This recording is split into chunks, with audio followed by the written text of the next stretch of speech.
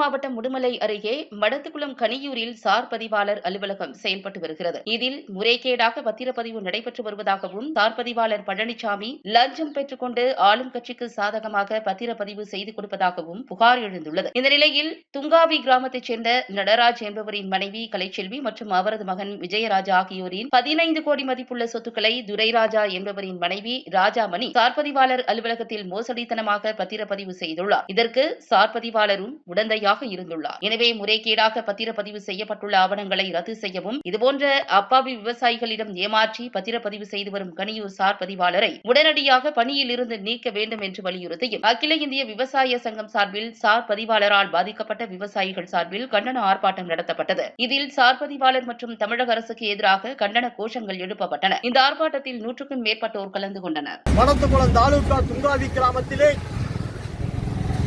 பட்டா எண் 233 உயில் சாசனப்படி 3 நபர்களுக்கு பாத்தியப்பட்டது.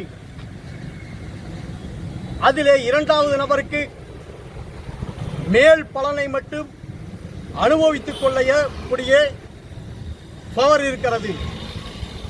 முதல் நபருக்கும் 3வது நபருக்கும் அந்த 2வது நபருடைய ஆயுள் காலத்துக்கு முன்பு முழு சொத்தும் எந்த வில்லங்க விவகாரத்துக்கும் முற்படுத்தாமல் போக வேண்டும் என்று முறையான பத்திரப்பதிவு இருக்கிறது, உயில் இருக்கிறது.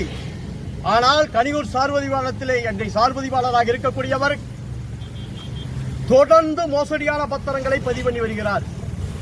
அது மோசடியான பத்திரம் என்று நாங்கள் குற்றம் சாட்டுவதற்கு அரசுடைய விதிப்படி புதிய பத்திரப்பதிவுக்கு வருகின்ற போது கம்ப்யூட்டர் சிட்டா என்பது அவசியம். அந்த சிட்டாவில் எத்தனை பேர் இருக்கிறதோ அவர்கள் எல்லாம் கையொப்பமிட வேண்டும்.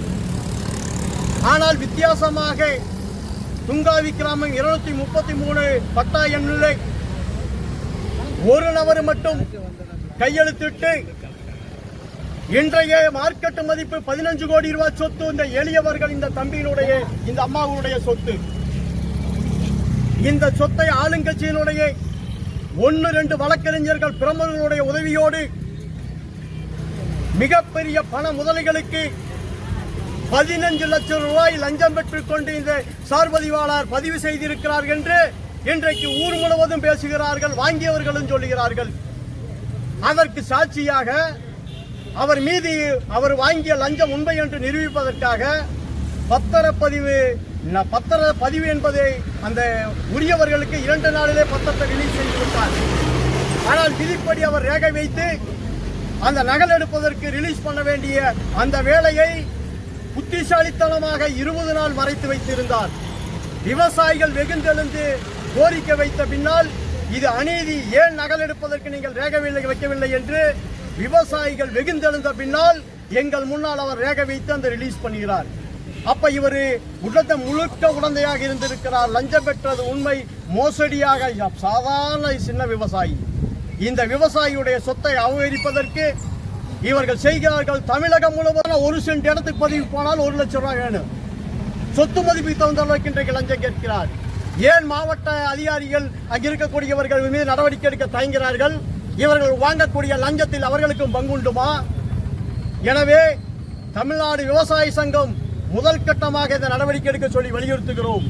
இதில் உரிய நடவடிக்கை, இந்த மோசடி பத்திரத்தை ரத்து செய்து இந்த அப்பாவி இளைஞர் 24 வயதே நிரம்பிய இந்த இளைஞருடைய சொத்தை இந்த மாவட்ட நிர்வாகம் அரசு மீட்டுக் கொடுக்கவில்லை என்று சொன்னால் இவர்களுக்கு ஆதரவாக இங்கு இருக்கக்கூடிய ஆயிரக்கணக்கான விவசாயிகளும் தமிழ்நாடு விவசாய சங்கம் இறுதி வரை எவ்வளவு உச்சநீதிமன்றம் வரை சென்றாவது இவர்களுடைய உரிமையை பாதுகாப்பு கொடுப்போம் என்று உறுதியாக கூறுகிறோம்.